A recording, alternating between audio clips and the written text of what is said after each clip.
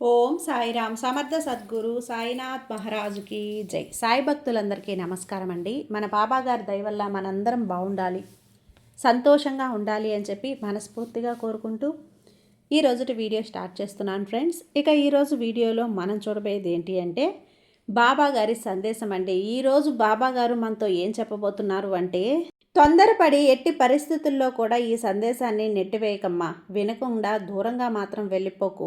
నేను చెప్పేటువంటి సందేశంలో నీకు ఎంతో అర్థం ఉంది. రేపటి రోజున నీ జీవితంలో నువ్వు ఎప్పుడూ కూడా కని విని ఎరుగునటువంటి ఒక ఆనందాన్ని నీకు ఇవ్వబోతున్నాను. నువ్వు చూడబోతున్నావు. రేపు గురువారం, నాకు ఎంతో ఇష్టమైనటువంటి ఈ గురువారం రోజున ఈ సందేశాన్ని తప్పకుండా నువ్వు విని తీరాల్సిందే బిడ్డ అని చెప్పి బాబాగారు అయితే మన కోసం ఒక మంచి సందేశాన్ని తీసుకొచ్చేసారండి.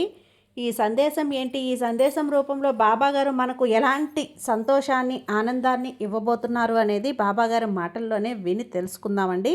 అంతకంటే ముందుగా మన ఛానల్ని కనుక కొత్తగా ఎవరైనా చూస్తూ ఉన్నట్లయితే ప్లీజ్ సబ్స్క్రైబ్ చేసుకోండి ఫ్రెండ్స్. వీడియో నచ్చితే కనుక లైక్ చేయండి, షేర్ చేయండి, కామెంట్ చేయండి, కొంచెం సపోర్ట్ చేయండి. ఇక వీడియోలోకి వెళ్ళబోయే ముందు ఒక్కసారి మనకు తెలిసిన గురువుగారండి, షిరిడి సాయిబాబా ఆశీస్సులతో జ్యోతిష్యం చెప్తున్నారు గురూజీ సుబ్రహ్మణ్యం రాజు గారు, నెంబర్ 1 వశీకరణ స్పెషలిస్ట్. వీరి మొబైల్ నెంబర్ 9908224144.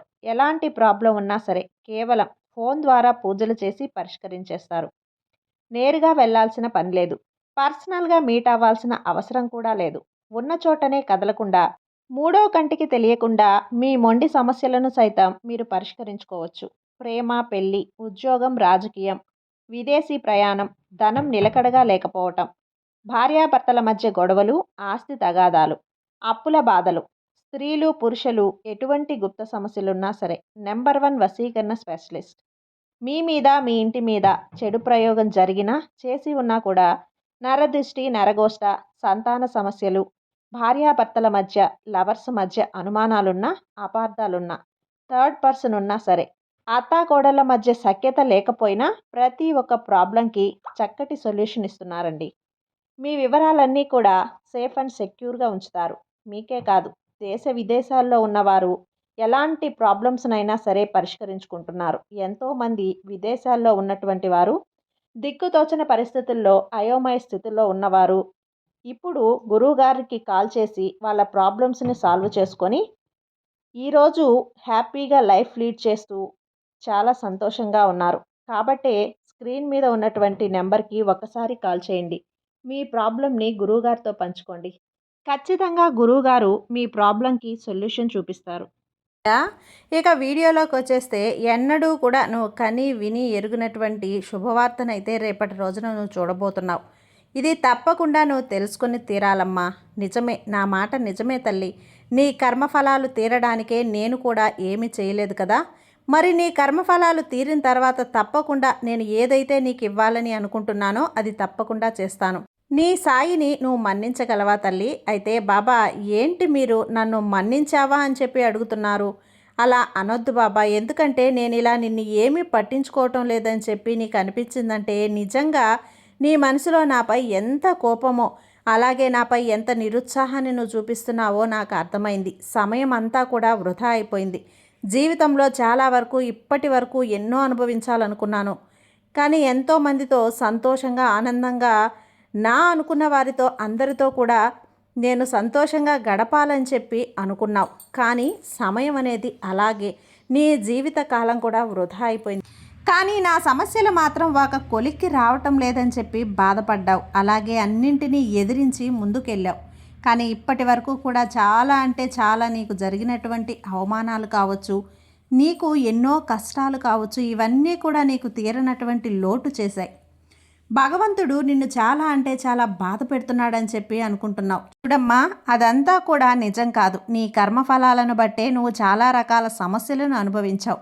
అయితే ఇప్పుడు నువ్వు అనుభవించకపోతే కొన్ని కోట్ల జన్మలెత్తినా సరే ఆ కర్మఫలాలు నువ్వు అనుభవించక తప్పదు తల్లి. కాబట్టే ఈ జన్మలోనైనా నీకు వచ్చినటువంటి కష్టాలను నువ్వు అనుభవించక తప్పదు. నా బిడ్డలు మోయలేనటువంటి పాపకర్మలు తప్పక చేసినప్పుడు వాటిని తప్పకుండా అనుభవించాల్సినటువంటి బాధ్యత కూడా వారిదే కదా. మరి మీ సంతోషం కోసం, మీ ఆనందం కోసం నేను అన్నీ కూడా మీ కర్మఫలాలు కోకొల్లలుగా నేనే స్వీకరించి అనుభవిస్తున్నాను. ఎంత గొప్ప కష్టాన్నైనా కానీ సునాయాసంగా నువ్వు ఎదుర్కొంటున్నావు అంటే అది కేవలం ఈ బాబా యొక్క చమత్కారంకే.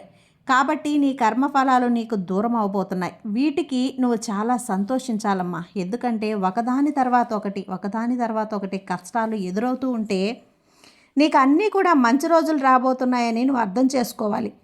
కాబట్టి సంతోషంగా ముందుకు వెళ్ళాల్సినటువంటి సమయం.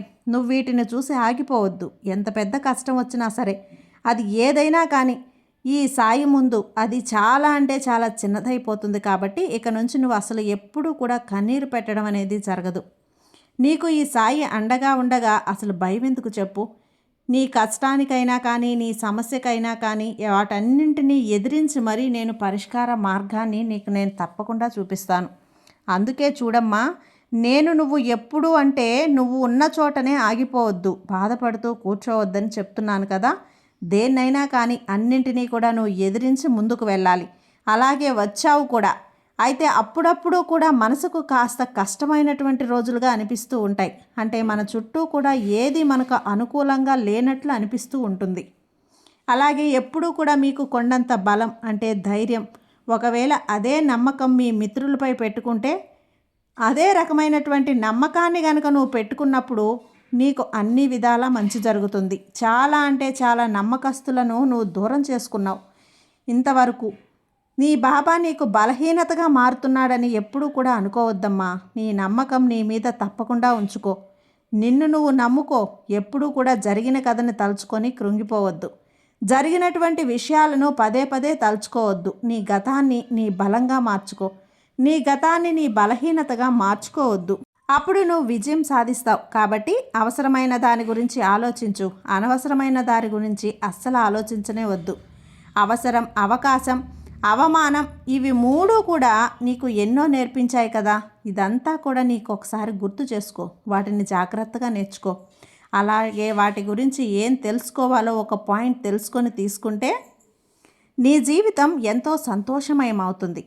నీకు ఒక విషయం చెప్పాలమ్మా, జాగ్రత్తగా విను. నీ జీవితం శ్రద్ధగా నువ్వు ఇప్పుడు చెప్పేది విను. ఈరోజు నువ్వు కోరినటువంటి కోరిక ఎన్నో రోజుల నుండి నా దగ్గర ప్రార్థన పెడుతూ వచ్చావు. దానికోసమే నువ్వు ఎదురు చూస్తూ ఉన్నావని కూడా నాకు బాగా తెలుసు. ఆ విషయం చెప్పడానికే ఈరోజు నీ ముందుకు ఈ విధంగా ఒక సందేశం రూపంలో వచ్చాను. కాబట్టి ఇదంతా జాగ్రత్తగా వినమని చెప్తున్నాను. చూడమ్మా, ఏదైనా కానీ పసిపిల్లాడికి అన్నం ఎప్పుడు పెట్టాలో అమ్మకు బాగా తెలుస్తుంది కదా.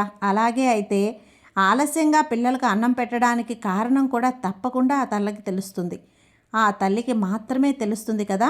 అలాగే నీ సాయికి కూడా ఈ తల్లి లాంటి వాడే. నీ తల్లి స్థానంలో నిలబడి నీకు ఎప్పుడు ఏది కావాలో అది తప్పకుండా అందించేందుకు ముందుంటాను. విలువైన వాటిని ఆ భగవంతుడు నీకు ఇచ్చే ముందు కాస్త అంటే కాస్త ఆలస్యం చేయక తప్పదు. ఎందుకో తెలుసా? ఆ ఆలస్యం వెనుక దాగి ఉన్నటువంటి ఎన్నో విషయాలు, గుప్త రహస్యాలు నీకు తెలియదు. ఆ అర్హత పొందే విలువ కూడా నీకుందా లేదా అనేది కూడా తెలుసుకోవాలి. కాబట్టి దాని విలువ, గొప్పతనం నీకు తెలియాలి. ఇవి రెండీ కూడా ఎప్పుడైతే నువ్వు గ్రహిస్తావో విన్న వెంటనే నువ్వు కోరినటువంటి కోరికలు నీ వెంటనే జరుగుతాయి. అలాగే నీ మనసు కూడా ప్రశాంతంగా ఉంటుంది. ఒకవేళ దాని విలువ నీకు తెలియకుండా నేను గనక నువ్వు అడిగినటువంటి వెంటనే నీ కోరిక నెరవేరిస్తే గనక దానికి నువ్వు ఎంత గొప్పగా త్వరగా అంటే ఎంత త్వరగా పొందుతావో అంతే త్వరగా దాన్ని కోల్పోతావు. ఎందుకంటే దాని విలువ నీకు తెలియదు. కాబట్టి బాధ్యతారహిత్యంగా ప్రవర్తించడానికి అవకాశం అనేది తప్పకుండా ఉండే తీరుతుంది. అందుకే నీ జీవితంలో ఎంత ముఖ్యమైనదో నీకు తెలియజెప్పి ఆ తర్వాత నువ్వు అడిగిన దాన్ని నీకు నెరవేరుస్తాను. సరేనా? అర్థమైంది కదా. దీని గురించి నువ్వు ఇక అస్సలు బాధపడద్దు, ఎక్కువగా ఆలోచించొద్దు. భగవంతుడు ఉన్నాడు అని చెప్పి నీ మనసు కనిపించినటువంటి ప్రేమ, కొంతమంది ఎన్ని పూజలు ఎన్ని ఆర్భాటాలు చేసినా కానీ అవి దేవుడికి పెద్దగా ఇష్టం అనేది ఉండదు. అంటే వారు చేసేటువంటి పూజలు ఒక రూపం కాదు, అది నలుగురు చూడాలనుకునేటువంటి ఒక విధమైన గర్వం, అలాగే అహంకారంతో చేసినటువంటి పూజ. అలాంటి ఆర్భాటాలు, అలాగే వారు చేసినటువంటి దాన ధర్మాలు కూడా నలుగురికి కూడా వ్యక్తపరిచేది. మేం చేశాము, ఇలా ఒకరికి సహాయం చేస్తామని చెప్పుకున్నా కూడా ఆ ప్రతిఫలం అనేది దూరం అవుతుంది. కాబట్టి నువ్వు ఇది ఏది కూడా ఆశించకుండా నీ దగ్గర ఉన్న దాంట్లోనే ధర్మాలు చేస్తావు. నలుగురు కూడా మెచ్చుకోవాలనే కాకుండా నలుగురికి ఉపయోగపడేటువంటి పనులు కూడా చేస్తావు. మరి అటువంటిది నీకంత తక్కువగా నేను నీ జీవితాన్ని చిందరవందర చేయటానికి నేను ఎలా ఒప్పుకుంటాను? కాలం అనేది ఎన్ని రకాలుగా మారినా బాబా మాత్రం ఎప్పుడూ మారడమ్మా. నీపై నీ బిడ్డలపై ఉన్నటువంటి ప్రేమ అది ఈనాటిది కాదు, ఈ జన్మలోది కూడా కాదు, జన్మ జన్మల రుణబంధం. ధైర్యంగా ఉండు తల్లి. నీ భారం మొత్తం నాపై వేశావు కదా, భారం అంతా కూడా నేను మోస్తూ ఉన్నాను. నేను చూసుకుంటాను కదా. నిన్ను కంటికి రెప్పలా కాపాడుకుంటూ ఉండేటువంటి బాధ్యత ఈ సాయిది. కాబట్టి నా ఆశీస్సులు నా బిడ్డలపై ఎప్పుడూ ఉంటాయి. కాబట్టి మీరు సంతోషంగా ఉండండి. అనుకోకుండా రాబోతున్నటువంటి అదృష్టాల్ని, శుభవార్తలను అది నువ్వు తప్పకుండా వినే తీరాలి. ఆ శుభవార్త మంచి శుభవార్త, చాలా అడుగుతున్నటువంటి కోరిక, అలాగే అదొక అమూల్యమైనటువంటి బహుమతిగా ఈరోజు నేను నీ ముందుకు తీసుకొచ్చాను. చూడమ్మా, ఒక మంచి గెలుపు అనేది నీకు సొంతమవుతుంది. కానీ వాళ్ళు కూడా ఎవరైతే నిన్ను కాళ్ళదన్నుకున్నారో వాళ్ళు, ఆ వ్యక్తులు కూడా నీ కాళ్ళ దగ్గరకు వస్తారు. నువ్వు శిఖరాలకు ఎదుగుతావు. నీకు తోడుగా నేనెప్పుడూ కూడా నీ చెయ్యి అందిస్తూనే ఉంటాను. వెనకడుగు వేయొద్దు. ఈ తండ్రి మాట ప్రకారం నువ్వు పట్టిందల్లా నీకు బంగారం అయ్యేదా చూసే బాధ్యత నాది. నీ జీవితం అందంగా అద్భుతంగా మారబోతుందో నీ కళ్ళారా నువ్వే చూస్తావు కదా.